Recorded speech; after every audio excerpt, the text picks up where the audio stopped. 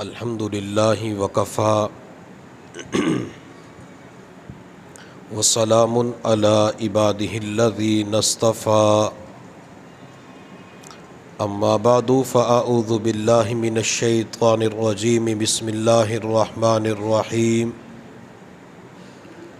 فمن یعمل مثقال ذرۃ خیرا یرہ ومن یعمل مثقال ذرۃ شرا یرہ قال النبی صلی اللہ علیہ وسلم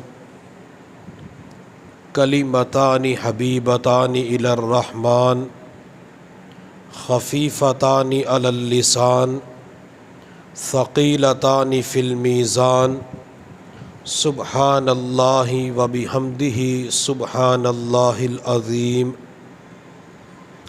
قال النبی صلی اللہ علیہ وسلم لا تحقرن من المعروف شیئا او کما قال علیہ الصلاۃ والسلام سبحان ربک رب العزت عما یصفون وسلام علی المرسلین والحمد للہ رب العالمین اللہم صلی علی سیدنا محمد وعلی آل سیدنا محمد وبارک وسلم۔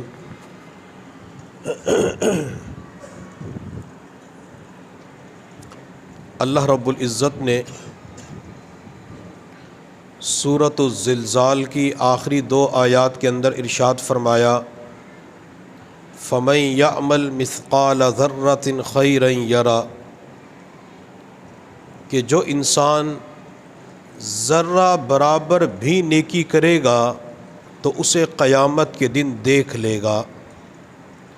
وَمَن يَعْمَلْ مِثْقَالَ ذَرَّةٍ شَرًّا يَرَى، جو ذرہ برابر گناہ کرے گا، برائی کرے گا، نافرمانی کرے گا تو وہ اسے قیامت کے دن دیکھ لے گا۔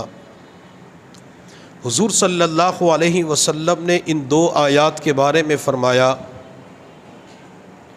هذه الآیات الجامعۃ الخاصہ، کہ دو آیات جامع بھی ہیں اور خاص بھی ہیں، منفرد بھی ہیں۔ آپ علیہ الصلاۃ والسلام نے ان دو آیات کو جامع کیوں فرمایا؟ کیونکہ ان دونوں آیات کے اندر خیر اور شر کا انجام بتلایا گیا ہے، اور ان دو آیات کو منفرد خاص کیوں کہا گیا؟ اس کی وجہ یہ ہے، اگر انسان پوری زندگی قرآن کی صرف اسی ایک آیت کو سامنے رکھے تو بندے کی زندگی درست ہو سکتی ہے۔ جب بندے کے سامنے یہ ہوتا ہے کہ جو نیکی یہاں پہ کروں گا تو محشر کے میدان میں پوری انسانیت کے سامنے اللہ وہ نیکی دکھا دیں گے، جو اس دھرتی کے اوپر اس کائنات کے اندر گناہ کروں گا تو اللہ قیامت کے دن دکھائیں گے، دیکھ میرے بندے تو نے یہ گناہ کیا تھا۔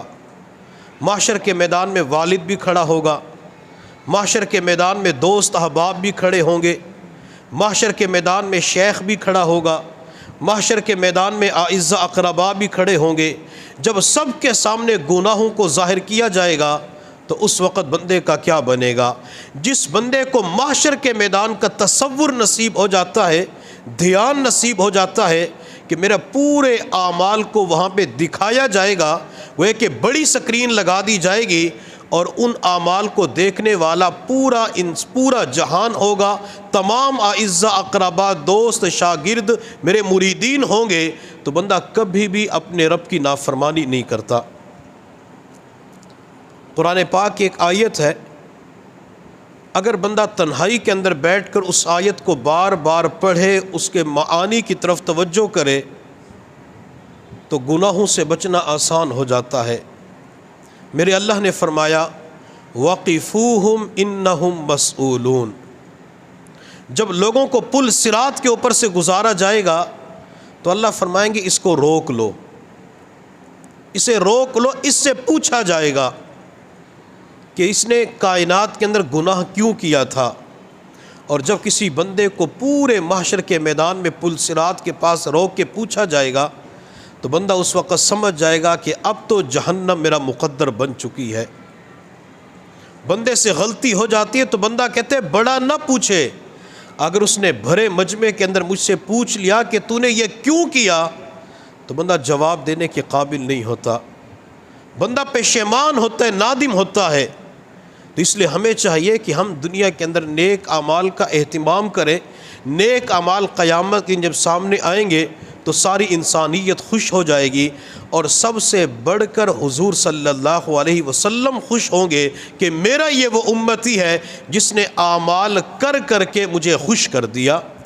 چونکہ سوموار اور جمعرات کے دن ہمارا نام اعمال حضور صلی اللہ علیہ وسلم کی خدمت میں پیش ہوتا ہے۔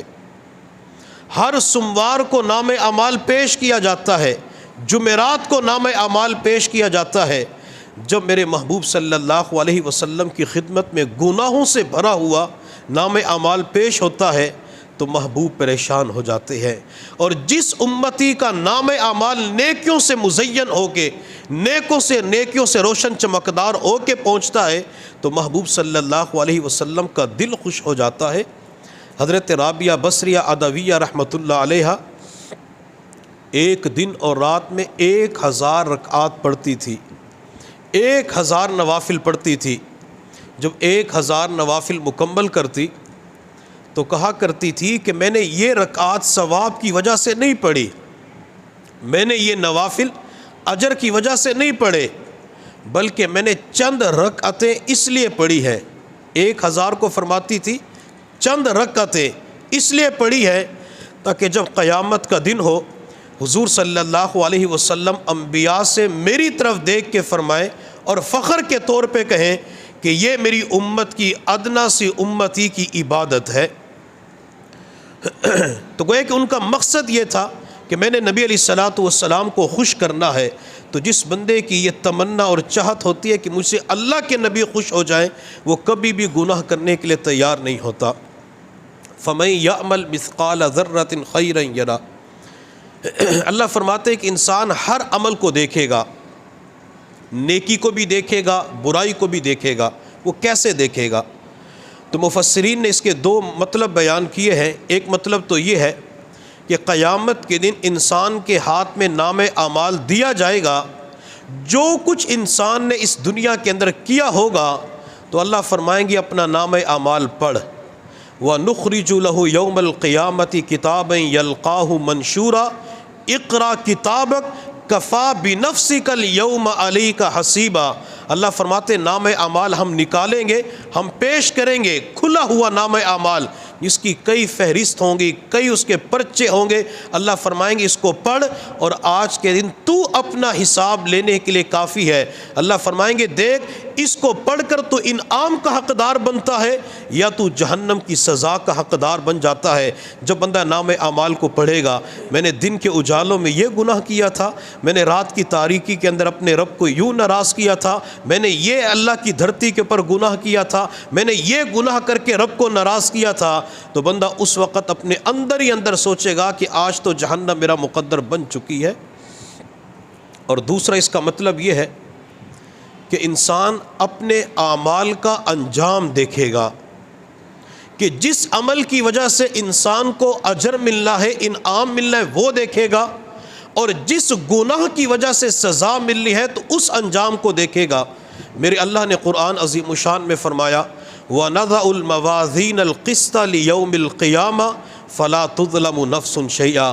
ہم قیامت کے دن میزان کا ترازو قائم کریں گے، ایک پلڑے کے اندر نیکیوں کو تولا جائے گا اور دوسرے پلڑے کے اندر گناہوں کو تولا جائے گا۔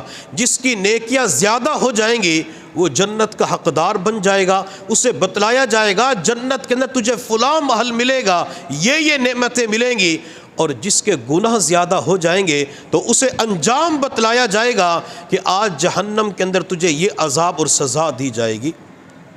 قیامت کے دن میزان کے ترازو کو قائم کیا جائے گا، نیکیوں کا وزن ہوگا، گناہ تولے جائیں گے۔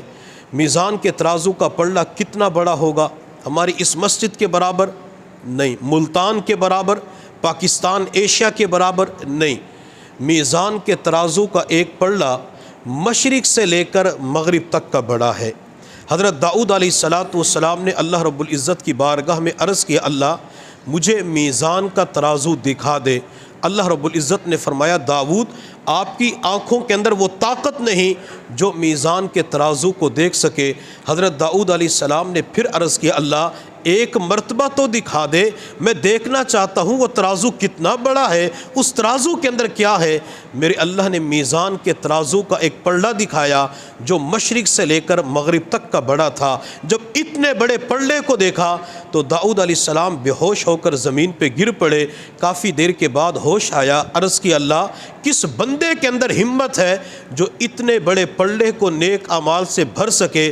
میرے اللہ نے فرمایا داؤد جب میں کسی بندے سے راضی ہوتا ہوں میں اس کی نیت کو دیکھتا ہوں، میرے بندے کی نیت ٹھیک ہوتی ہے میں اتنے بڑے پلڑے کو کھجور کے ایک دانے سے بھر دیتا ہوں۔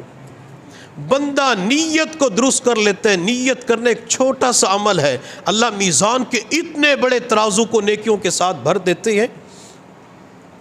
قیامت کا دن ہوگا، امام احمد بن حنبل رحمۃ اللہ علیہ فرماتے ہیں اللہ اپنے عرش کے بالکل سامنے حضرت آدم علیہ السلام کو جگہ عطا فرمائیں گے۔ آدم علیہ السلام کا قد اونچا اور لمبا ہوگا، جسم کے اوپر سبز رنگ کے 2 کپڑے ہوں گے۔ آدم اپنے لمبے قد کی وجہ سے پوری انسانیت کو دیکھ رہے ہوں گے کہ کس بندے کو جنت کی طرف لے جایا جا رہا ہے اور کس بندے کو جہنم کی طرف گھسیٹ کے لے جا رہے ہیں۔ حضرت آدم علیہ السلام کے ایک بندے کے اوپر نظر پڑے گی، فرشتے اسے پکڑ کر گھسیٹ کر جہنم کی طرف لے کے جا رہے ہوں گے۔ حضرت آدم علیہ السلام حضور صلی اللہ علیہ وسلم کا نام لیں گے، یا احمد یا احمد۔ حضور صلی اللہ علیہ وسلم جواب دیں گے لبیک یا ابا البشر، اے انسانوں کے والد میں حاضر ہوں، میرے لیے کیا حکم ہے؟ حضرت آدم علیہ السلام بتلائیں گے کہ یہ آپ کا امتی ہے اور فرشتے اسے جہنم کی طرف لے کے جا رہے ہیں۔ حضور صلی اللہ علیہ وسلم فرماتے ہیں کہ جب مجھے پتہ چلے گا کہ میرے امتی کو جہنم کی طرف لے جایا جا رہا ہے، میں اس وقت تیزی کے ساتھ ان فرشتوں کے پیچھے جاؤں گا اور فرشتوں سے جا کے کہوں گا میرے رب کے نمائندوں، میرے رب کے فرشتوں میری بات تو سنو۔ تو فرشتے جواب دیں گے آج ہم کسی کی بات نہیں سنتے، اللہ نے حکم دیا ہے کہ اس کو جہنم کے اندر پھینک دیا جائے۔ لا یعصون اللہ ما امرہم ویفعلون ما یؤمرون، اللہ جس چیز کا حکم دیتے ہیں ہم تو اسی کو پورا کرتے ہیں۔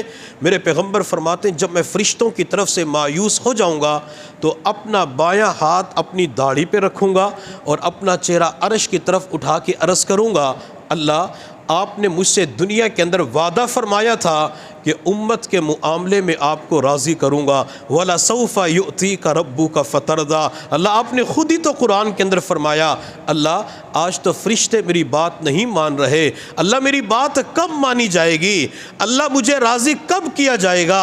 حضور صلی اللہ علیہ وسلم جب عرش کی طرف سر اٹھا کے یہ کہیں گے تو عرش کے اوپر سے آواز آئے گی فرشتوں اس بندے کو میزان کے قریب دوبارہ لایا جائے، نیکیوں کا دوبارہ وزن ہوگا، گناہ دوبارہ تولے جائیں گے۔ بندے کو میزان کے ترازو کے قریب لایا جائے گا، میرے پیغمبر میزان کے ترازو کے قریب کھڑے ہوں گے، آپ کے ہاتھ میں کاغذ کا ٹکڑا ہوگا جو انگلی کے اس پورے کے برابر ہوگا، سفید رنگ کا ہوگا۔ میرے پیغمبر بسم اللہ پڑھ کر اس کاغذ کے ٹکڑے کو نیکیوں والے پلڑے کے اندر رکھ دیں گے۔ جو ہی اس کاغذ کے ٹکڑے کو رکھا جائے گا وہ پلڑا فوراً جھک جائے گا، وزنی ہو جائے گا، عرش کے اوپر سے اعلان ہوگا کہ یہ بندہ تو نجات پا گیا، جنت کا حقدار بن گیا، اسے جنت کی طرف لے جاؤ۔ جب فرشتے جنت کی طرف لے کے جا رہے ہوں گے تو بندہ فرشتوں سے کہے گا مجھے تھوڑی دیر کے لیے چھوڑ دو، میں ذرا ان سے معلوم تو کروں یہ ہے کون جن کا چہرہ کتنا پیارا ہے، شخصیت کتنی پیاری ہے، اخلاق کتنے اچھے ہیں۔ وہ بندہ نبی علیہ السلام کے قریب آئے گا اور آ کے کہے گا آپ کا چہرہ کتنا پیارا ہے، آپ کی شخصیت کتنی پیاری ہے، آپ کون ہیں؟ تو حضور صلی اللہ علیہ وسلم فرمائیں گے انا محمد، میرا نام محمد ہے صلی اللہ علیہ وسلم، میں تیرا نبی ہوں۔ اچھا اللہ کے نبی یہ آپ کے ہاتھ میں کاغذ کا جو ٹکڑا تھا اس ٹکڑے کے اوپر کیا لکھا ہوا تھا جو چھوٹا سا تھا، انگلی کے پورے کے برابر تھا، جس کی وجہ سے میری نجات کا فیصلہ ہو گیا؟ میرے پیغمبر فرمائیں گے اس کاغذ کے ٹکڑے کے اوپر درود شریف لکھا ہوا تھا، تو دنیا کے اندر میری ذات پہ درود پڑھتا تھا، آج درود شریف کی برکت سے اللہ نے میزان کے ترازو کو بھر کر تیری نجات کا فیصلہ کر دیا۔ تو چھوٹی چھوٹی نیکیاں بھی اللہ تعالیٰ پسند فرما لیتی ہے۔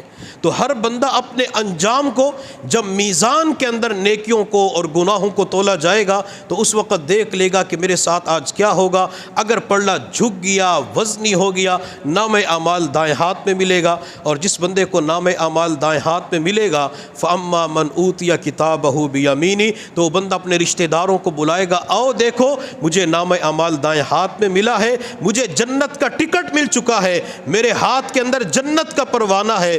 اور جس بندے کو وہ اما من اوتیا کتابہ بشمالی، بائیں ہاتھ کے اندر نام اعمال ملے گا، وہ اما من اوتیا کتابہ وراء ظہری، پیٹھ کے پیچھے سے نام اعمال ملے گا، فیقول یا لیتنی لم اوت کتابیہ ولم ادری ما حسابیہ یا لیتہا کانت القاضیہ ما اغنی عنی مالیہ ہلک عنی سلطانیہ خذوہ فغلوہ ثم الجحیم صلوہ۔ جس بندے کو بائیں ہاتھ میں نام اعمال ملے گا وہ کہے گا مجھے تو نہیں پتا تھا کہ حساب و کتاب کیا ہوتا ہے، آج میرے مال نے مجھے فائدہ نہیں پہنچایا، میری سرداری عہدے نے فائدہ نہیں پہنچایا، میری اولاد نے مجھے فائدہ نہیں پہنچایا۔ پھر اللہ رب العزت فرمائیں گے خذوہ، اس بندے کو پکڑ لو، پکڑنے والے فرشتے ہوں گے، فغلوہ ثم الجحیم صلوہ، اس بندے کو پکڑ کر زنجیروں کے اندر جکڑ کر جہنم کے اندر پھینک دیا جائے۔ ہر بندہ اپنے انجام کو میزان کے ترازو کے قریب دیکھ لے گا۔ اللہ نے ان دو آیات کے اندر ہمیں ایک اور عمل کی طرف متوجہ کیا ہے، وہ یہ کہ میرے بندو تم دنیا کے اندر چھوٹا سا عمل بھی کرو گے تو اسے قیامت کے دن تم ضرور دیکھو گے۔ بندہ ایک مرتبہ درود شریف پڑھتا ہے تو قیامت کے دن اس درود شریف کو اپنے نام اعمال کے اندر دیکھے گا۔ بندہ بد نظری کر کے اپنی نظروں کو فوراً سائڈ پہ کر لیتا ہے، بد نظری کر کے اس عمل کو بھی نام اعمال کے اندر وہ ضرور دیکھے گا۔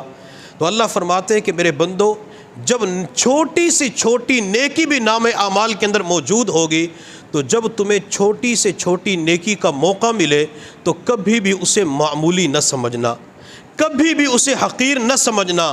ہو سکتا ہے کہ وہی چھوٹی نیکی، چھوٹا عمل تمہاری مغفرت کا باعث بن جائے۔ اب ایک بندہ راستے پہ جا رہا ہوتا ہے، راستے کے اندر کانٹا پڑا ہوا ہوتا ہے، بندہ اسے اٹھا کے سائڈ پہ کر دیتا ہے۔ کیلے کا چھلکا پڑا ہوا ہوتا ہے، اسے پتہ ہے کہ کسی نابینا کا، کسی معذور کا، بیمار کا، بچے کا پاؤں آ گیا تو پھسل کے گر جائے گا، ٹانگ ٹوٹ جائے گی، ہڈی ٹوٹ جائے گی، وہ اس چھلکے کو سائڈ پہ کر دیتا ہے۔ میرے محبوب صلی اللہ علیہ وسلم نے فرمایا جو راستے سے تکلیف دہ چیز اٹھا کے سائڈ پہ کر دیتا ہے اللہ اسے صدقے کا ثواب عطا فرمائیں گے۔ بندہ پتھر کانٹا اٹھا کے سائڈ پہ کرے گا، یہ چھوٹا سا عمل بھی قیامت کے دن نام اعمال کے اندر لکھا ہوا ہوگا۔ شیطان ہمارے ساتھ کیا کرتا ہے؟ شیطان ہمیں کہتا ہے کہ تو نے اتنے بڑے بڑے گناہ کیے ہیں، اگر یہ چھوٹی سی نیکی کرے گا تو یہ نیکی تجھے کیا فائدہ دے گی، لہٰذا یہ نیکی نہ کرو۔ جب شیطان وسوسہ ڈالتے تو ہم نیکی کرنا چھوڑ دیتے، اس نیکی کا فائدہ کیا ہوگا؟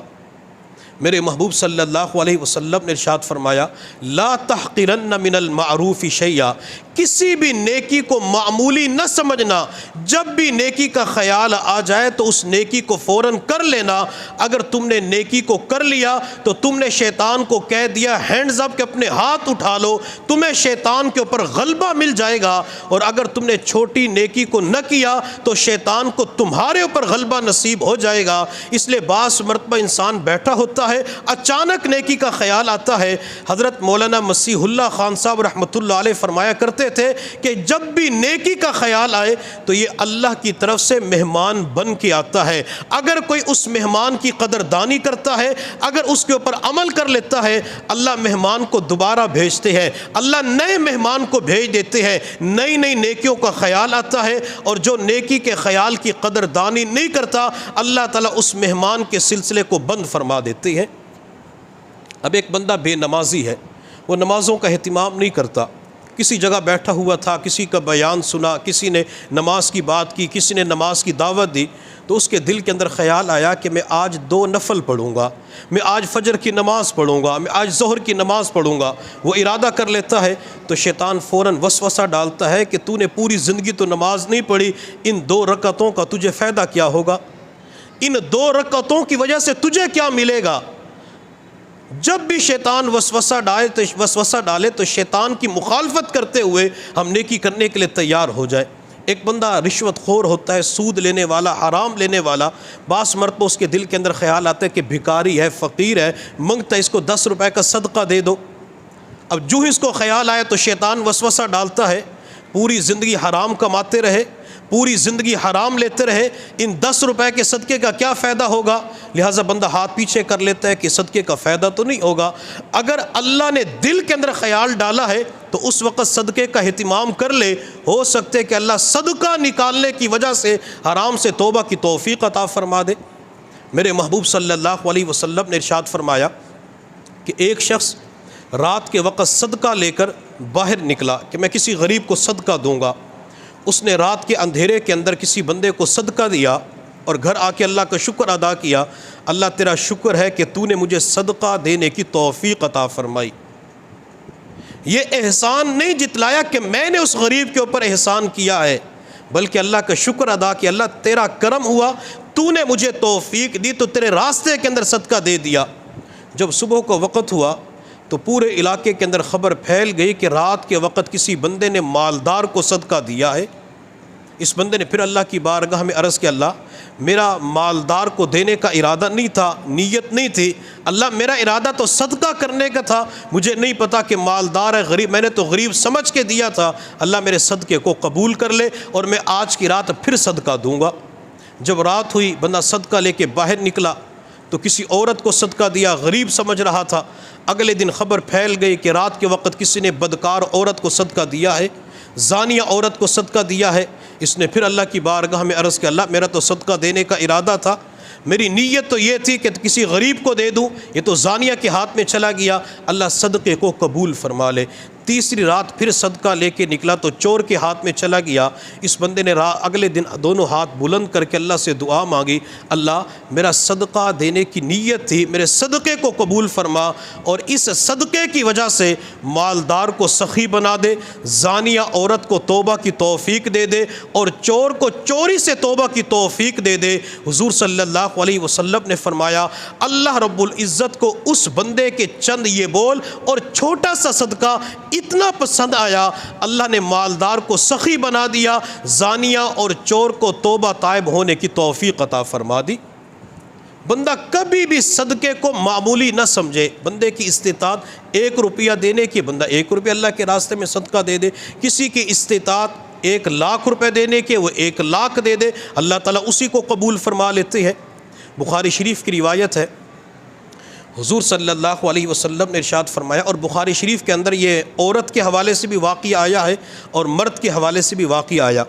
آپ علیہ الصلوۃ والسلام نے ارشاد فرمایا کہ بنی اسرائیل کے اندر ایک بدکار شخص سفر پہ جا رہا تھا، اسے شدت کی پیاس لگی تو قریب کنواں تھا، وہاں پہ جا کے پانی پیا۔ پانی پینے کے بعد جب فارغ ہوا تو قریب دیکھا کہ ایک کتا تھا، وہ گیلی مٹی چاٹ رہا تھا۔ اس بدکار بندے کو اس کتے کے اوپر ترس آیا، اس نے موزہ پہنا ہوا تھا، اس موزے کو اتار کے کنویں کے اندر ڈال کے پانی نکالا، پانی نکال کے کتے کو پلایا۔ جب کتے نے پانی پیا تو حضور صلی اللہ علیہ وسلم نے فرمایا، فشکر اللہ لا فغفر اللہ، اللہ نے اس بندے کے عمل کی اتنی قدردانی فرمائی کہ اس بدکار بندے کو کتے کو پانی پلانے کی وجہ سے معاف فرما دیا۔ سوچنے کی بات ہے کہ اگر کوئی بندہ کسی کتے کے اوپر ترس کھا لیتا ہے، ایک جانور کے اوپر ترس کھا لیتے، پانی پلا دیتا ہے، اللہ اس کی مغفرت فرما دیتے ہیں۔ اور اگر گھر کے اندر بیٹا اپنے ابو کو پانی پلائے، بیٹا اپنی والدہ کو پانی پلائے، اپنی بہن کو بھائی پانی پلا دے تو کیا اللہ تعالیٰ اس کی مغفرت نہیں فرمائیں گے؟ اللہ ضرور مغفرت فرماتے ہیں۔ اور میرے محبوب صلی اللہ علیہ وسلم نے ارشاد فرمایا، پانی کے ہوتے ہوئے اگر کوئی بندہ کسی کو پانی کا ایک گلاس پلائے گا، اللہ اسے 2 غلام آزاد کرنے کا ثواب عطا فرمائیں گے۔ گھر کے اندر ماں کہتے بیٹا مجھے پانی پلا دو، بیٹا پانی لینے کے لیے حال کے اندر جاتا ہے، صحن کے اندر جاتا ہے، تھوڑا سا سفر طے کرتا ہے، یا مثال کے طور پہ میں کسی نفلی اعتکاف والے سے کہتا ہوں کہ مجھے وہاں وضو خانے سے پانی تو لا کے دو، اب یہاں سے وضو خانے تک بہت تھوڑی مسافت ہے، اللہ اس کو بھی بعض مرتبہ قبول فرما لیتے ہیں۔ مکہ مکرمہ کی سنگلاخ وادی کے اندر حضرت حاجرہ سلام اللہ علیہا اپنے بچے اسماعیل کے ساتھ زندگی گزار رہی تھی۔ ماں کی چھاتی دودھ سے خشک ہو چکی تھی، دودھ ختم ہو چکا تھا، پانی ختم ہو چکا تھا، بچہ چھوٹا تھا، بچے کو پیاس لگی تو ماں بچے کے لیے پانی کی تلاش میں صفا پہاڑی کی طرف چلی گئی۔ ماں نے پانی تلاش کیا لیکن ماں کو پانی مل نہ سکا۔ ماں پانی کی تلاش میں دوڑتے ہوئے مروہ پہاڑی کی طرف جاتی ہے، پانی تلاش کیا مگر ماں کو پانی مل نہ سکا۔ ماں ان دو پہاڑیوں کے درمیان 7 چکر لگاتی ہے۔ کیوں لگاتی ہے؟ صرف اور صرف پانی کی تلاش میں کہ پانی مل جائے تو اپنے بیٹے کو پانی پلا سکوں۔ ماں ہاجرہ کو پانی نہیں ملا لیکن اللہ رب العزت کو پانی کی تلاش میں بھاگنا دوڑنا اتنا پسند آیا، اللہ نے اس بھاگ اور دوڑ کو باقاعدہ حج اور عمرے کا رکن بنا دیا۔ اگر آج کوئی بندہ حج عمرہ کرنے کے لیے جائے، جب تک وہاں پہ دوڑ نہ لگائے تو اس وقت تک بندے کا حج مکمل نہیں ہو سکتا، بندے کا عمرہ مکمل نہیں ہو سکتا۔ اگر ایک ماں پانی کی تلاش میں دوڑ لگاتی ہے، اللہ کو بھاگنا پسند آ جاتا ہے۔ اگر بچہ والد کے لیے، امی کے لیے، کوئی بھائی بہن کے لیے پانی لینے کے لیے جاتا ہے تو اللہ تعالیٰ اس کے چلنے کو بھی بعض مرتبہ قبول فرما لیتے ہیں۔ اور جب ماں دوڑ لگا کے بچے کے پاس پہنچی تو بچہ پاؤں کی ایڑی زمین پہ رگڑ رہا تھا۔ اللہ رب العزت کو ماں کا بھاگنا، ماں کا دوڑنا، ماں کی تڑپ، ماں کی بے قراری اتنی پسند آئی کہ اللہ نے اس بچے کے پاؤں کی ایڑیوں کی جگہ سے پانی کا چشمہ جاری فرما دیا۔ آج اس چشمے کو آب زمزم کے نام سے یاد کیا جاتا ہے۔ تو اگر کسی کو پانی پلایا جائے، اللہ تعالیٰ اس عمل کو بھی قبول کر کے بندے کی مغفرت فرما دیتے ہیں۔ میں گرمیوں کے موسم میں اپنے دوست احباب سے کہا کرتا ہوں کہ جو دکاندار حضرات ہیں وہ اپنی دکانوں کے اوپر ٹھنڈے پانی کا انتظام ضرور کیا کریں۔ دکان پہ آنے والے جو گاہک ہوتے ہیں وہ ایک ہی محلے کے نہیں ہوتے، دور دراز علاقوں سے گاہک سامان خریدنے کے لیے آتے ہیں۔ جب دکان کے اوپر انہیں گرمی کے موسم میں شدت کی پیاس کے اندر ٹھنڈے پانی کا گلاس مل جاتا ہے، بندے کا رواں رواں خوش ہو جاتا ہے۔ بعض مرتبہ اللہ اسی پانی پلانے کو قبول کر کے سب کی مغفرت فرما دیتے ہیں۔ اور جیسا کہ آپ نے بعض مرتبہ پوسٹ کے اندر پڑھا ہوگا کہ گرمیوں کے موسم کے اندر جہاں اپنا اور اپنے پیاروں کا خیال رکھتے ہیں تو پرندوں کا بھی خیال رکھا کریں۔ دوپہر کے وقت پرندوں کو پیاس لگی ہوئی ہوتی ہے، اگر گھر کی چھت کے اوپر پانی کا انتظام کریں گے تو ہو سکتا ہے کہ کوئی پرندہ اڑتے ہوئے آ جائے، پیاس لگی ہوئی ہے، وہ پانی کے چند قطرے حاصل کر لے، پانی پی لے تو اللہ تعالیٰ اس عمل کی وجہ سے پانی پلانے والے کی مغفرت فرما دیتے ہیں۔ اللہ بعض مرتبہ بندے کی اخلاص کو دیکھتے، نیت کو دیکھتے ہیں کہ کس کی خاطر عمل کیا ہے۔ جو اللہ کی خاطر چھوٹا سا چھوٹا عمل کر لیتا ہے اللہ اسے قبول فرما لیتے ہیں۔ میرے محبوب صلی اللہ علیہ وسلم نے ارشاد فرمایا چھوٹی نیکیوں کے بارے میں کہ جو الف لام میم پڑھے گا تو اللہ تعالیٰ اسے 30 نیکیاں عطا فرمائیں گے۔ اور پھر آپ علیہ الصلوۃ والسلام نے فرمایا کہ میں یہ نہیں کہتا کہ الف لام میم ایک حرف ہے، بلکہ الف علیحدہ حرف ہے، لام علیحدہ حرف ہے، میم علیحدہ حرف ہے۔ تو گویا کہ الف لام میم 3 حروف کے پڑھنے پر 30 نیکیاں ملتی ہیں۔ اور میں نے ایک اللہ والے کی زبان سے سنا، اگر نبی علیہ الصلوۃ والسلام کے اس فرمان کو وسعت کے ساتھ دیکھا جائے تو الف لام میم کے اندر 3 حروف ہیں، الف کے اندر پھر 3 حروف بنتے ہیں، لام کے اندر پھر 3 حروف بنتے ہیں، میم کے اندر 3 حروف بنتے ہیں۔ بندہ الف لام میم پڑھتا ہے تو اللہ تعالیٰ اسے 90 نیکیاں عطا فرما دیتے ہیں۔ اور ماہ رمضان المبارک کے اندر نفل کا ثواب فرضوں کے برابر کر دیا جاتا ہے اور فرض کا ثواب 70 فرائض کے برابر کر دیا جاتا ہے۔ بندہ ماہ رمضان المبارک میں اعتکاف کی حالت میں جب الف لام میم پڑھتا ہے تو اللہ ہزاروں نیکیاں اس بندے کو عطا فرما دیتے ہیں۔ میرے محبوب صلی اللہ علیہ وسلم نے ارشاد فرمایا کہ جب تم اپنے کسی مسلمان بھائی سے ملو تو خندہ پیشانی کے ساتھ ملو، اللہ اس پر بھی تمہیں صدقے کا ثواب عطا فرمائیں گے۔ ہم یہاں پہ اعتکاف کے لیے جمع ہوئے ہیں، ہم آپس کے اندر مختلف برادریوں سے تعلق رکھنے والے، خاندانوں سے تعلق رکھنے والے جب مسکراتے چہرے کے ساتھ ملاقات کریں گے یا ایک دوسرے کو مسکراتے چہرے کے ساتھ دیکھیں گے، اللہ اس پر بھی صدقے کا ثواب عطا فرمائیں گے۔ اب مسکرانے کے اوپر کیا لگتے؟ کچھ بھی نہیں لگتا، لیکن بعض مرتبہ لوگوں کو دیکھا گیا مسکراہٹ کے بخیل اور کنجوس ہوتے ہیں۔ وہ صبح سے لے کر شام تک مختلف لوگوں سے، تعلق والوں سے ملتے ہیں، ایک مرتبہ بھی لب کے اوپر مسکراہٹ نہیں آتی۔ حالانکہ مسکرانا حضور صلی اللہ علیہ وسلم کی سنت ہے۔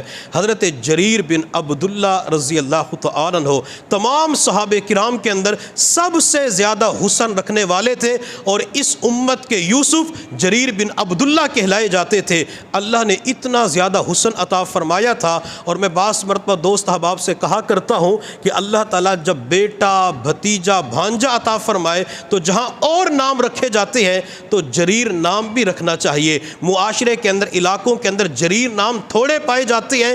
جریر اس امت کا یوسف ہے، اور اللہ نے بہت زیادہ حسن بھی عطا فرمایا تھا۔ حضرت جریر بن عبداللہ فرماتے ہیں کہ جب میں نے حضور صلی اللہ علیہ وسلم کو دیکھا، جب بھی دیکھا تو میں نے آپ کے چہرے کے اوپر مسکراہٹ دیکھی، آپ کے لبوں کے اوپر تبسم کو دیکھا۔ نبی علیہ الصلوۃ والسلام ہر کسی کے ساتھ، اپنا ہو یا پرایا، مسکراتے چہرے کے ساتھ ملاقات کیا کرتے تھے۔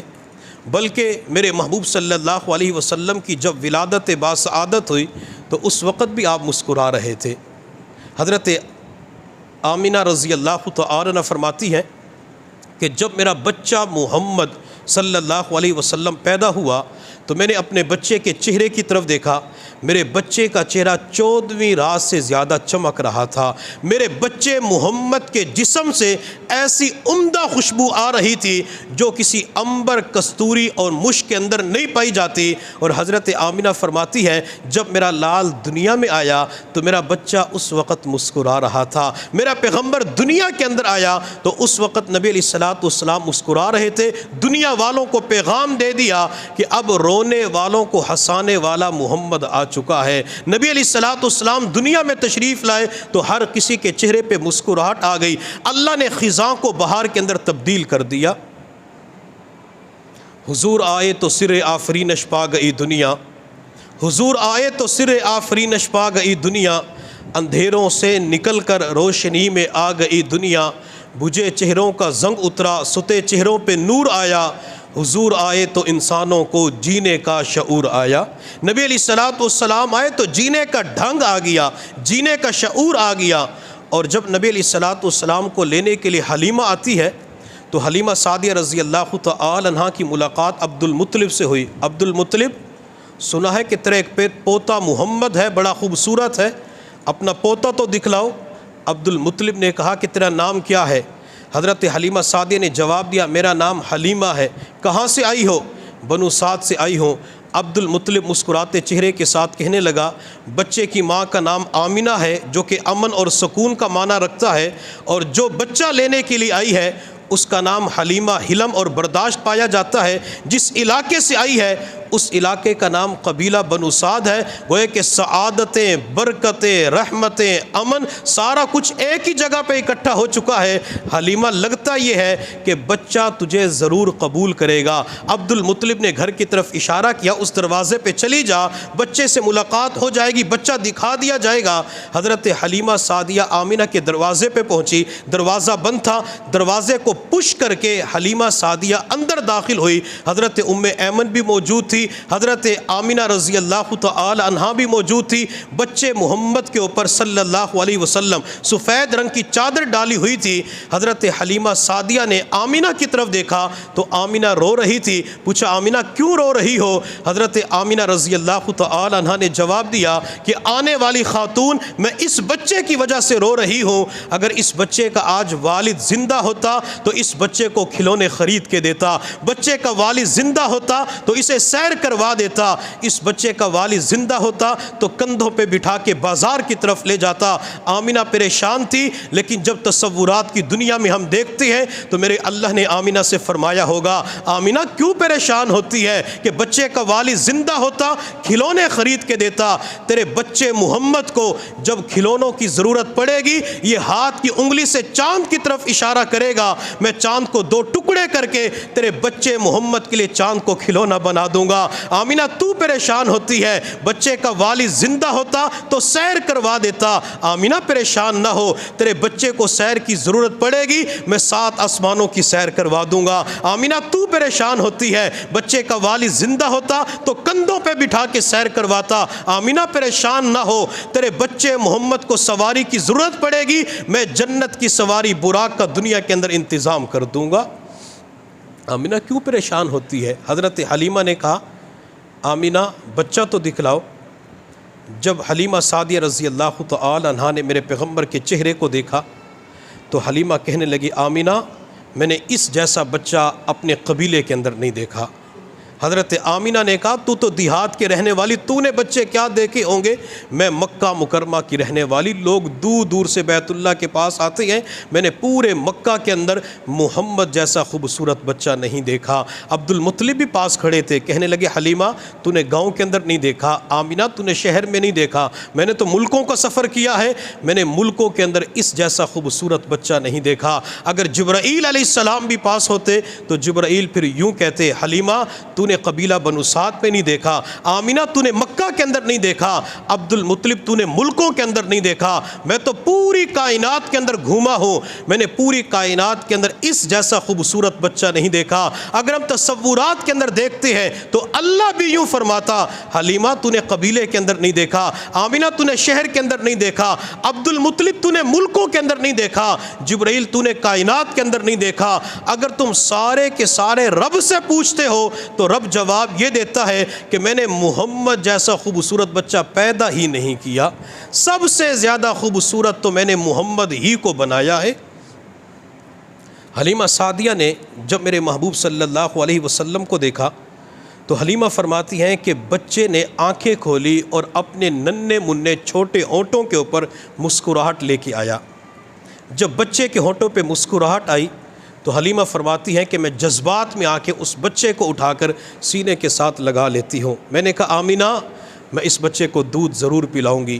آمینہ نے کہا، حلیمہ بچے کے سر پہ والد کا سایہ نہیں ہے، والد دنیا سے جا چکا ہے، زیادہ معاوضہ نہیں مل سکتا۔ حضرت حلیمہ سعدیہ نے کہا کہ کوئی بات نہیں، ایک پائی بھی نہ ملے لیکن بچے کی مسکراہٹ میرے دل کو سکون پہنچایا کریں گی۔ بچہ مسکرائے گا تو حلیمہ کا دل خوش ہو جائے گا۔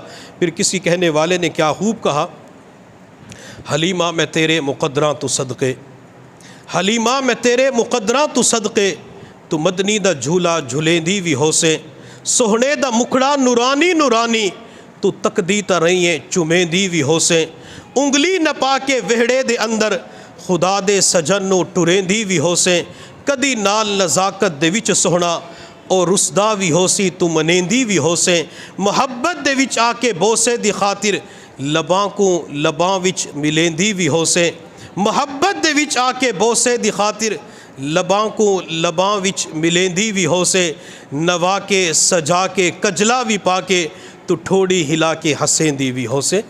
کہ حلیمہ جب تیرا جی چاہتا ہوگا کہ بچہ مسکرائے تو اس کی ٹھوڑی پکڑ کر ہنسانے کی کوشش کرتی ہوگی، بچہ محمد مسکراتا ہوگا تیرے دل کو تسکین پہنچتی ہوگی۔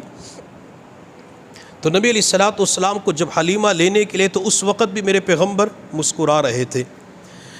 حضور صلی اللہ علیہ وسلم کے ایک صحابی اپنے گھر کے اندر داخل ہوئے تو بیوی کے اوپر کسی بات پہ غصہ آیا، بیوی خاموشی کے ساتھ سنتی رہی۔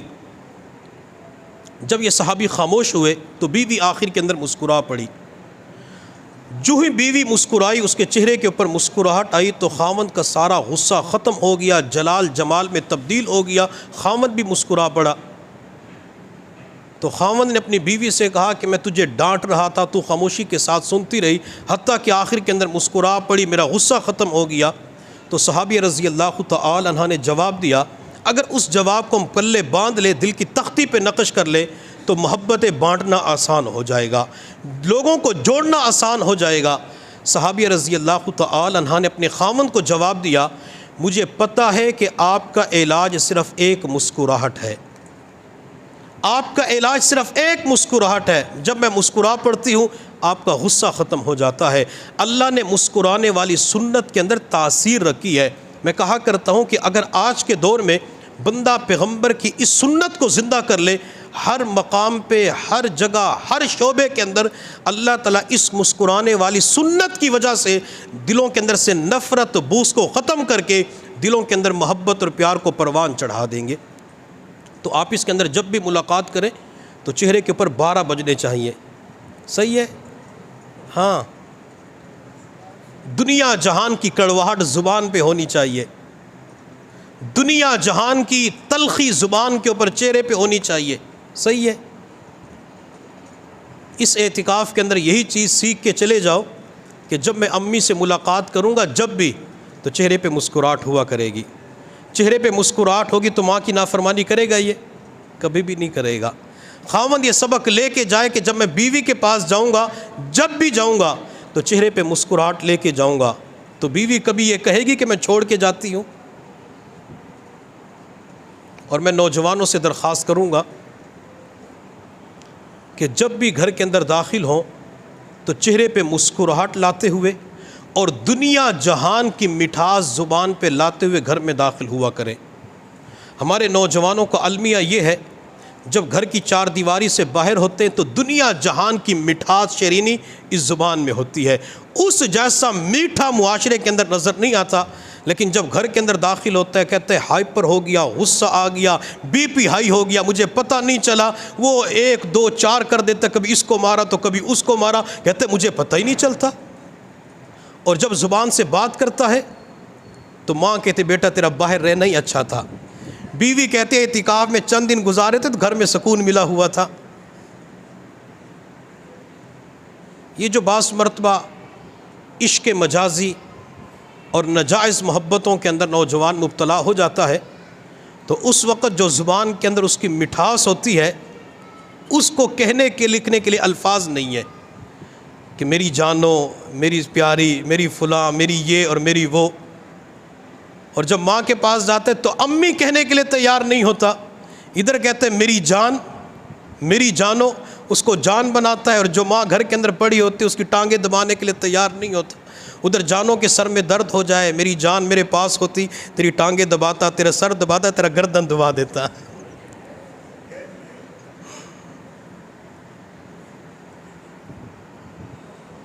تو محبتوں کو بانٹنے والے بنے، ایک دوسرے کو محبت دیا کریں۔ یہ جو مسکراتے چہرے کے ساتھ ملاقات کی جاتی ہے، اللہ تعالیٰ اس پر بھی صدقے کا ثواب عطا فرما دیتے ہیں۔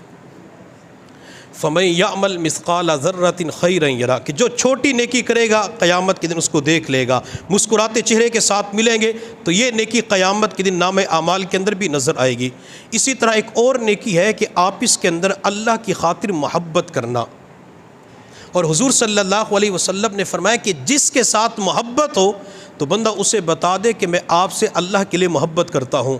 حضرت ابو مسلم خولانی رحمۃ اللہ علیہ، وہ ایک مرتبہ حضرت معاذ بن جبل رضی اللہ تعالی عنہ کی خدمت میں حاضر ہوئے، تو معاذ بن جبل رضی اللہ تعالی عنہ سے کہا معاذ میں آپ سے اللہ کے لیے محبت کرتا ہوں۔ حضرت معاذ بن جبل قرآن کی تلاوت کر رہے تھے، قرآن کو بند کر دیا، ابو مسلم خولانی کے چہرے کی طرف دیکھا کہ ابو مسلم تو نے کیا کہا؟ ابو مسلم نے کہا معاذ میں اللہ کی خاطر آپ سے محبت کرتا ہوں۔ حضرت معاذ بن جبل نے تیسری مرتبہ کہا کہ ابو مسلم مجھ سے اللہ کی خاطر محبت کرتے ہو؟ ہاں معاذ میں آپ سے اللہ کی خاطر محبت کرتا ہوں۔ حضرت معاذ بن جبل رضی اللہ تعالی عنہ نے فرمایا کیا اس کے اوپر ایک حدیث نہ سنا دوں؟ ابو مسلم نے کہا کہ ضرور سنائیں۔ حضرت معاذ بن جبل نے فرمایا کہ میں نے پیغمبر کی مبارک زبان سے ان کانوں کے ساتھ سنا ہے، جو اللہ کی خاطر کسی سے محبت کرے گا اللہ اس چھوٹے سے عمل پر قیامت کے دن عرش کا سایہ عطا فرما دیں گے۔ اب آپ اس کے اندر محبتیں ہو سکتی ہیں، خاوند بیوی کی محبت، والدین اولاد کی محبت، استاد شاگرد کی محبت، شیخ مرید کی محبت، دو پڑوسیوں کی محبت، دو دکانداروں کی محبت، دو اعتکاف کرنے والوں کی محبت، اللہ کے راستے کے اندر نکلنے والوں کی محبت. یہ محبتیں ہوتی ہیں تو ایک دوسرے کو بتلا دیں کہ میں آپ سے محبت کرتا ہوں. اور کون سی محبت؟ جو اللہ کے لیے ہو. کہیں نوجوان یہ نہ سمجھ لے تو اب تو محبت کرنا جائز ہو گیا، اب تو ویلنٹائن ڈے کے موقع پہ پھول کا گفٹ دینا جائز ہو گیا، اب تو محبت کا اظہار کرتے ہوئے آئی لو یو کہنا جائز ہو گیا. میں نے آپ کو پہلے بتلا دیا جائز محبتوں کے لیے جن کی اجازت اللہ نے دی ہے، جو اللہ کی خاطر محبت ہوتی ہے. اور جو دوسری محبتیں ہوتی ہیں وہ تو نفسانی محبتیں ہوتی ہیں، وہ شیطانی محبتیں ہوتی ہیں، شہوانی محبتیں ہوتی ہیں. بندے کا مطلب پورا ہوتا ہے تو محبت ختم ہو جاتی ہے. تو اللہ کی خاطر آپ اس کے اندر محبت ہونی چاہیے. اللہ کی خاطر محبت کریں گے تو اللہ تعالیٰ عرش کا سایہ قیامت کے دن عطا فرما دیں گے. میرے محبوب صلی اللہ علیہ وسلم کے پاس صحابہ کرام جمع تھے. آپ علیہ السلام نے ارشاد فرمایا کہ میرے صحابہ، آج تم میں سے نفلی روزہ کس نے رکھا ہے؟ ہمارے سلسلہ عالیہ نقشبندیہ کے سرخیل اور امام، رازدان نبوت، رفیق سفر، یار غار، خلیفہ اول، خلیفہ بلا فصل سیدنا ابو بکر صدیق رضی اللہ تعالیٰ کھڑے ہو گئے. عرض کہ یا رسول اللہ، نفلی روزہ میں نے رکھا ہے. میرے پیغمبر نے فرمایا ابو بکر بیٹھ جا. ابو بکر بیٹھ گئے. حضور صلی اللہ علیہ وسلم نے ارشاد فرمایا میرے صحابہ، آج تم میں سے جنازے کے ساتھ کون گیا تھا؟ سیدنا ابو بکر صدیق پھر کھڑے ہو گئے. عرض کہ یا رسول اللہ، میں جنازے کے ساتھ گیا تھا. میرے پیغمبر نے فرمایا تھا ابو بکر بیٹھ جا. تیسری مرتبہ ارشاد فرمایا میرے صحابہ، آج تم میں سے بیمار پرسی کس نے کی ہے؟ تو تیسری مرتبہ ابو بکر صدیق پھر کھڑے ہو گئے. عرض کہ یا رسول اللہ، بیمار پرسی میں نے کی ہے. میرے پیغمبر صلی اللہ علیہ وسلم نے جب ابو بکر کو چھوٹے چھوٹے عمل کرتے ہوئے دیکھا تو صحابہ کرام کی طرف مسکراتے چہرے کے ساتھ فرمایا میرے صحابہ، جس نے دنیا کے اندر چلتا پھرتا جنتی دیکھنا ہو تو ابو بکر کو دیکھ لے. نبی علیہ السلام نے 3 اعمال کے اوپر ابو بکر کو دنیا ہی کے اندر جنت کی بشارت دے دی. جو سلسلہ نقشبندیہ کے اندر کسی بھی اللہ والے کے ساتھ بیعت ہو چکے ہیں، وہ ابو بکر کے نقش قدم پہ چلتے ہوئے ان 3 اعمال کو ضرور اپنائیں. ماہ رمضان کے روزے تو رکھنے ہوتے ہیں، سوموار جمعرات کا روزہ رکھنے کی ترتیب بنائیں. نبی علیہ السلام ایام 20 کے روزے رکھتے تھے. چاند کی 13، 14، 15 تاریخ ان روزوں کا اہتمام کریں. ابو بکر صدیق جنازوں کے ساتھ جایا کرتے تھے، یعنی نماز جنازہ کا اہتمام کیا کرتے تھے. ہمیں چاہیے کہ محلے کے اندر، علاقے کے اندر فوتگی ہو جائے، وقت بھی ہے، بندہ فارغ بھی ہے، وقت نکال کے جنازے کے اندر ضرور شریک ہو جائے. جنازے 2 قسم کے ہوتے ہیں. ایک جنازہ وہ ہوتا ہے اگر اس جنازے کے اندر 40 ایمان والے یا 100 ایمان والے شریک ہو جائیں تو اللہ تعالیٰ میت کی مغفرت فرما دیتے ہیں. اور بعض جنازے ایسے ہوتے ہیں کہ اگر کوئی بندہ ان کے جنازے کے اندر شریک ہو جائے، اللہ میت کی وجہ سے جنازہ پڑھنے والوں کی مغفرت فرما دیتی ہے. اور پھر جنازے کے بعد قبرستان کے اندر بھی جایا کریں. قبر کے اوپر جو مٹی ڈالنی ہوتی ہے اس مٹی کے اندر بھی شریک ہوا کریں. ایک محدث کا انتقال ہوا تو ان کے کسی شاگرد نے خواب کے اندر اپنے استاد کو دیکھا. تو استاد جنت کے محلات کی سیر کر رہا تھا. پوچھا استاد محترم کیا بنا؟ تو استاد نے جواب دیا کہ اللہ نے ایک عمل قبول کر کے میری مغفرت کر دی. پوچھا وہ عمل کیا تھا؟ استاد نے کہا کہ میں نے ایک مرتبہ نماز جنازہ پڑھائی، محلے کے اندر فوتگی ہوئی تھی. جنازہ پڑھانے کے بعد میں مسلمان کا حق ادا کرتے ہوئے تدفین کے لیے قبرستان کے اندر چلا گیا. میں نے اس کی قبر کے اوپر 3 مٹھی مٹی کی اٹھا کے ڈالی تھی حق ادا کرتے ہوئے. اللہ نے میرے اس عمل کو قبول کر کے میری مغفرت فرما دی. اب مٹی ڈالنے کے اوپر، قبر کے اوپر کتنا وقت لگتا ہے؟ کوئی وقت نہیں لگتا. مٹی ڈالتے اس وقت دعا بھی پڑھنی ہوتی ہے.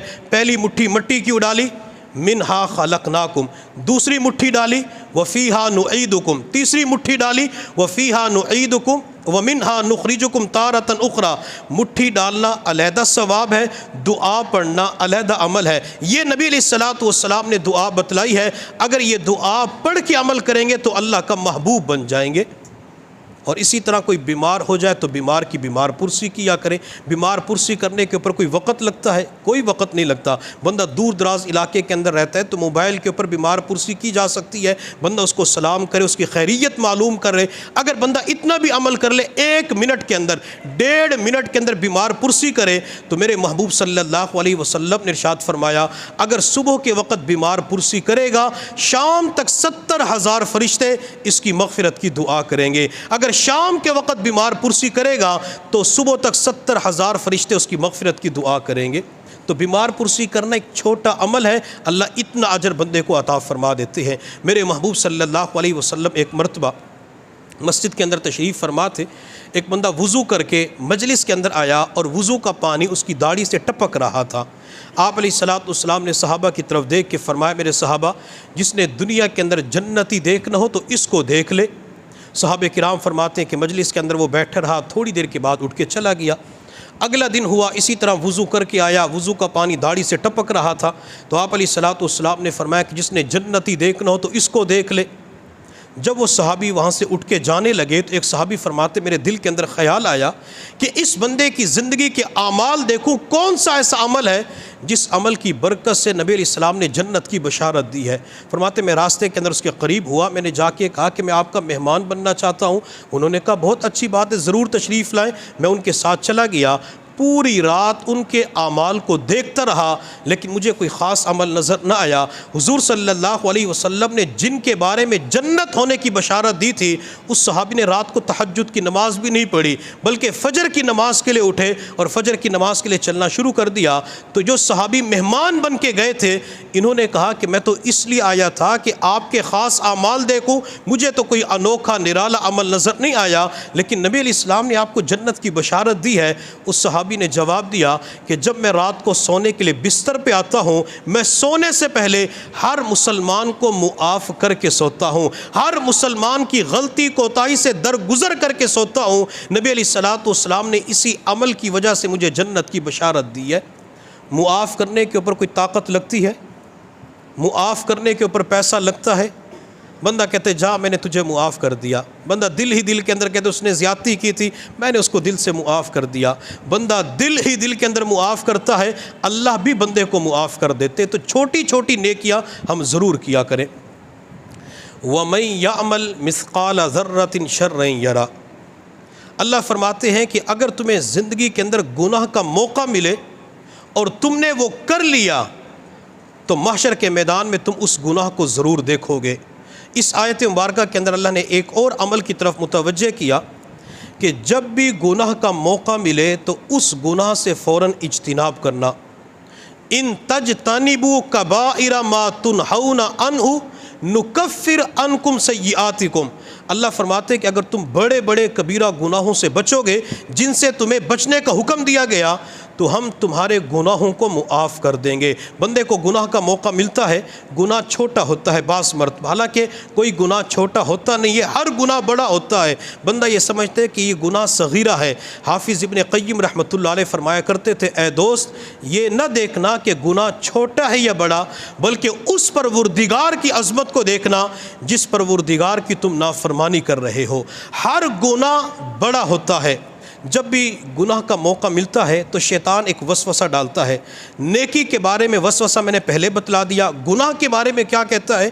گناہ کے بارے میں کہتے ہیں اگر یہ کر لیا تو کچھ نہیں ہوگا، گناہ ہی تو ہے، چھوٹا ہے، پہلے اتنے بڑے بڑے گناہ کے کچھ ہوئے تیرے ساتھ، تیری کوئی پکڑ ہوئی ہے؟ کچھ نہیں ہوا، اگر یہ گناہ بھی کر لے گا کچھ نہیں ہوگا۔ بندہ اس گناہ کو چھوٹا سمجھتے ہوئے کر لیتا ہے، بعض مرتبہ اللہ تعالیٰ کو اتنا جلال آتا ہے، اللہ اس کی دنیا اور آخرت کو برباد کر کے رکھ دیتے ہیں۔ حضور صلی اللہ علیہ وسلم نے ارشاد فرمایا بنی اسرائیل کے اندر ایک عورت تھی، نمازی تھی، روزے رکھنے والی، عبادت گزار، صوم و صلات کی پابند۔ اس نے گھر کے اندر بلی پالی ہوئی تھی، اس نے جہاں عبادت کرتی تھی وہاں دودھ کا پیالہ رکھا ہوا تھا، بلی آئی اور رات کے وقت اس کا دودھ پی گئی۔ اس عورت کو، عبادت گزار خاتون کو، صوم و صلات پابند عورت کو بلی کے اوپر غصہ آیا، بلی کو مار دیا۔ تو آپ علیہ السلام نے ارشاد فرمایا کہ بلی کے اوپر ظلم کرنے والی یہ عورت جنت کے اندر جانے کی بجائے جہنم کے اندر چلی گئی۔ ہم ہر گناہ سے بچنے کی کوشش کریں کہ اس گناہ سے میرا اللہ ناراض ہو جاتا ہے، اس عمل سے اللہ ناراض ہو جاتا ہے۔ حضرت موسیٰ علیہ السلام جب اپنی قوم کو لے کے ایک قوم سے جہاد کرنے کے لیے گئے، جس قوم کے ساتھ جہاد کرنا تھا تو اس قوم کے اندر بلعم بعور بھی رہتا تھا، جس نے سینکڑوں سال اللہ کی عبادت کی تو مستجاب الدعوات کا درجہ پا گیا۔ جو بھی دعا کرتا تھا اللہ اس کی دعا کو قبول کر لیتے تھے۔ اس بندے کا کتنا مقام اور مرتبہ ہوگا جو ہاتھ اٹھاتا دعا قبول ہو جاتی تھی۔ تو لوگوں نے کہا کہ جاؤ موسیٰ اور ان کی قوم کے خلاف جا کے بد دعا کرو۔ بلعم بعور کہنے لگا کہ یہ کام میں نہیں کر سکتا، وہ اللہ کے نبی ہے، وہ موسیٰ علیہ السلام کے صحابہ ان کے ساتھی ہے، میں یہ نہیں کر سکتا۔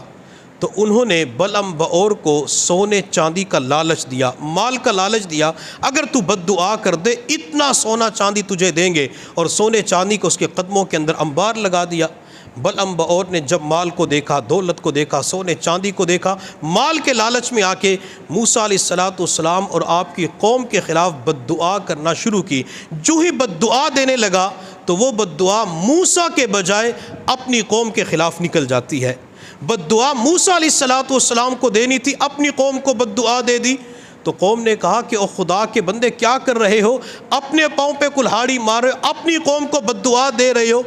تو بلعم بعور کہنے لگا کہ اس وقت زبان میرے اختیار میں نہیں ہے، میں کہنا کچھ چاہتا ہوں نکلتا کچھ اور ہے۔ وجہ کیا تھی؟ اس نے گناہ کرنے کا ارادہ کیا تھا۔ گناہ کیا تھا؟ موسیٰ علیہ السلام اللہ کے نبی کے خلاف بد دعا کے لیے اللہ رب العزت نے اس کی زبان کو باہر نکالا، اس کی زبان باہر نکل کر سینے تک لٹک گئی۔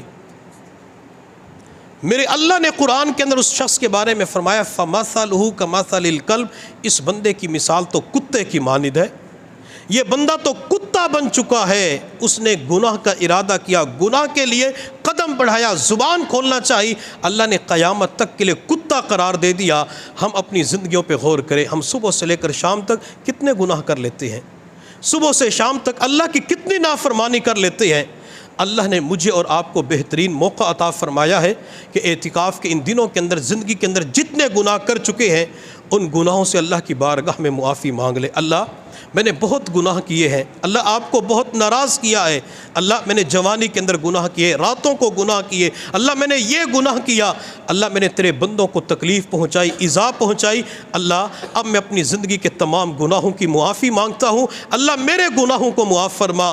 جب بندہ اپنے گناہوں کی معافی مانگتا ہے اللہ اس کے گناہوں کو لمحوں کے اندر معاف فرما دیتے ہیں۔ میرا اللہ چونکہ کریم اور رحیم ہے، وہ سخی بھی ہے، جب اس کے دروازے پہ کوئی گناہ گار آ کے معافی مانگتا ہے اللہ تعالیٰ بعض مرتبہ گناہوں کو نیکیوں میں تبدیل فرما دیتے ہیں۔ ان الحسنات یذہبن السیئات، بندہ گناہ کرتا ہے، گناہ کے بعد کوئی چھوٹی سی نیکی کر لیتا ہے، اس نیکی کی وجہ سے گناہ نیکیوں میں تبدیل کر دیے جاتے ہیں۔ اس لیے ہمیں چاہیے ایک تو اللہ کی بارگاہ میں معافی مانگے، اور اعتکاف کے دنوں میں بلکہ مرتے دم تک جہاں کہیں بھی نیکی کا موقع ملے تو اس نیکی کو ضرور کرنا ہے۔ نیکی بڑی ہے یا چھوٹی، اللہ تعالیٰ نیکی کے سائز کو نہیں دیکھتے، نیکی کی بڑائی کو نہیں دیکھتے، بڑا ہونے کو نہیں دیکھتے، بلکہ بندے کے اخلاص اور نیت کو دیکھتے ہیں۔ جب بندہ اخلاص کے ساتھ چھوٹی سی نیکی کرتا ہے اللہ تعالیٰ اسے قبول کر کے بندے کی مغفرت فرما دیتے ہیں۔ حافظ ابن قیم رحمۃ اللہ علیہ فرماتے ہیں کہ میں ایک گلی سے گزر رہا تھا تو میری نظر ایک مکان کے دروازے پہ پڑی، ماں اپنے بچے کو مار رہی تھی۔ ماں نے بچے کو چند تھپڑ لگائے اور دھکا دے کے باہر نکال دیا، چل دفعہ ہو جا، میری نظروں سے اوجھل ہو جا، آج کے بعد اس دروازے پہ نہیں آنا۔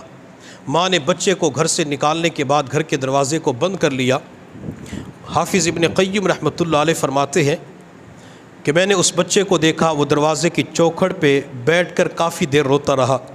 بچہ وہاں سے اٹھا، پھر اس بچے نے چلنا شروع کر دیا، گلی کے موڑ تک پہنچا، بچہ وہاں بھی روتا رہا۔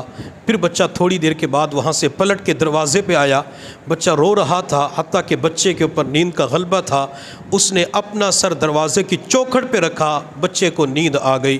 کافی دیر کے بعد جب ماں نے دروازہ کھولا، بچہ چوکھٹ پہ سر رکھ کے سو رہا تھا، ماں کا غصہ ابھی ٹھنڈا نہیں ہوا تھا، ماں نے پھر زوردار تماچا مارا، تھپڑ رسید کیا۔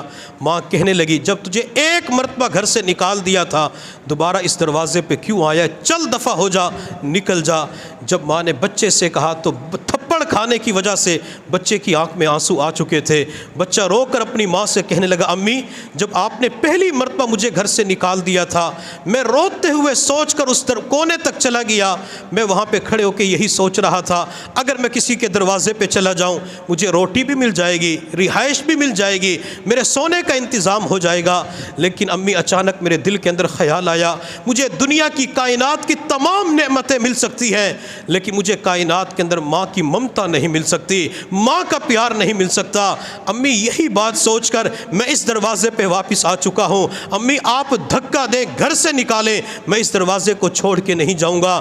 حافظ ابن قیم رحمۃ اللہ علیہ فرماتے ہیں ماں نے اسی وقت بچے کو سینے کے ساتھ لگایا، ماں نے کہا بیٹا جب تیرے دل کے اندر ماں کی اتنی محبت اور ممتا ہے آ میرے دروازے کھلے ہوئے ہیں۔ حافظ ابن قیم فرماتے ہیں اگر بچے کے دل میں ماں کی محبت ہوتی ہے ماں گھر کا دروازہ بھی کھول دیتی ہے، ماں رخسار کا پیار بھی کر لیتی ہے، ماں گرم گرم کھانے بھی بنا کے دیتی ہے، ماں ٹھنڈے مشروبات بھی پیش کرتی ہے۔ جو بندہ رب کے دروازے پہ آ جاتا ہے بندے کے دل میں رب کی محبت ہوتی ہے۔ اللہ پوری زندگی گناہوں میں گزار کے اللہ تیرے دروازے پہ آ چکا ہوں، اللہ تو 70 ماؤں سے بڑھ کے پیار کرنے والا ہے، 70 ماؤں سے بڑھ کے محبت کرنے والا ہے۔ اللہ زندگی کا وہ کون سا لمحہ ہے جس لمحے میں نے گناہ نہیں کیا، اللہ وہ کون سی گھڑی ہے جس گھڑی میں نے آپ کو ناراض نہیں کیا۔ اللہ تو محبت کرنے والا ہے، اللہ تیرا صفاتی نام غفور بھی ہے، اللہ تیرا صفاتی نام ودود بھی ہے، اللہ تو محبت کرنے والا بھی ہے، اللہ تو معاف کرنے والا بھی ہے۔ اللہ میں تیرے سامنے گناہوں کا اقرار کر کے معافی مانگتا ہوں، اللہ تو مجھے معاف فرما۔ جب بندہ رب کے سامنے اقرار کر کے معافی مانگتا ہے میرا اللہ لمحوں کے اندر بندے کو معاف فرما دیتے ہیں۔ ہر بندہ اللہ کی بارگاہ میں معافی مانگے، ہر بندہ اللہ سے مانگے اللہ مجھے معاف فرما، اللہ آج کے بعد گناہ نہیں کروں گا۔ ہر بندہ جس وقت موجود ہے عزم بالجزم کر کے جائے اللہ ایک تو نیک عمل کروں گا، اللہ آج کے بعد تجھے ناراض نہیں کروں گا، اللہ آج کے بعد گناہ نہیں کروں گا۔ اور تھوڑی دیر کے لیے ٹھنڈے دل و دماغ سے سوچئے اگر ہمارے گناہوں کی وجہ سے اللہ ناراض ہو گیا تو ہم کہاں جائیں گے؟ اگر اللہ ناراض ہو گیا تو اللہ کے سوا کوئی اور خدا بھی ہے؟ اگر اللہ ناراض ہو گیا تو اللہ کے سوا کوئی اور در بھی ہے؟ جب بندہ گناہ کر کے اللہ کے در کو چھوڑ کے جا رہا ہوتا ہے، نماز کا وقت ہوتے مسجد کے اندر نہیں آتا تو اللہ کسی کے ذریعے اسے لات مرواتے کہ چل دفع ہو جا، تو میرے دروازے پہ نہیں آتا، میرا کھا کے میری نافرمانی کرتا ہے۔ لیکن وہ اللہ کبھی بھی بندے کو دھتکارتا نہیں ہے، وہ اللہ بندے کو بلاتے آجا میرے بندے، آجا میرے بندے میں تیرے انتظار میں ہوں، آجا میرے بندے میں تیری توبہ کے انتظار میں ہوں، آجا میرے بندے تیرے گناہوں کو معاف کرنے کے لیے میں تیار ہوں، تو جب بھی دروازے پہ آئے گا رب تجھے معاف کر دے گا۔ اس لیے ہمیں نیت کرنی چاہیے کہ آج کے بعد گناہ نہیں کریں گے، گناہ ہو گیا تو اللہ کے سامنے فوراً توبہ استغفار کریں گے، اللہ گناہ کو معاف فرما دیں گے۔ آخری واقعہ بیان کر کے بات کو مکمل کرتے ہیں۔ امام احمد بن حنبل رحمۃ اللہ علیہ سفر پہ تشریف لے جا رہے تھے، مغرب کے بعد کا وقت تھا۔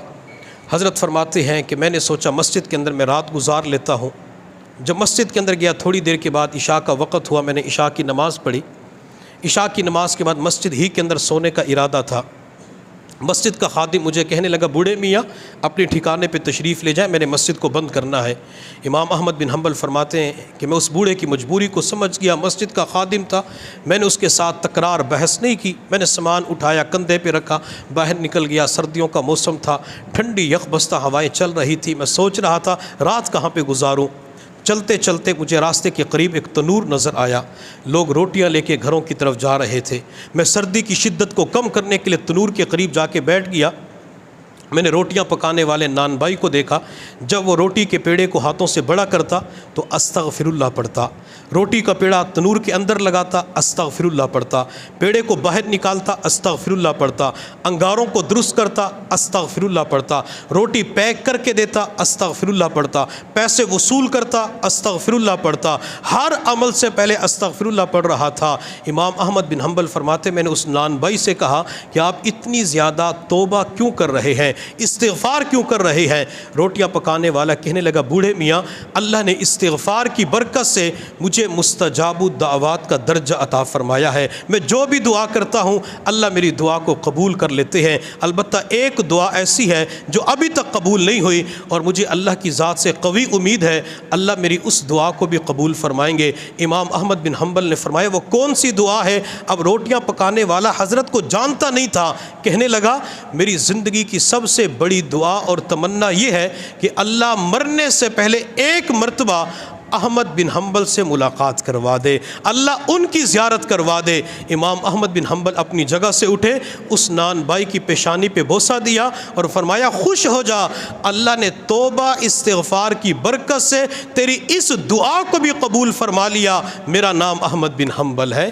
جو بار بار استغفار پڑھتا ہے، توبہ کرتا ہے، اللہ اس کی دعاؤں کو قبول فرما لیتے ہیں۔ اللہ رب العزت کی بارگاہ میں دعا ہے اس سورۃ الزلزال کے اندر جو 3 نشستوں کے اندر کل اور پرسوں ان 3 نشستوں کے اندر جو باتیں بیان کی گئی ہیں، اللہ تعالیٰ ان تمام باتوں کو سمجھنے اور ان تمام باتوں کے اوپر اللہ تعالیٰ عمل کرنے کی توفیق عطا فرمائے۔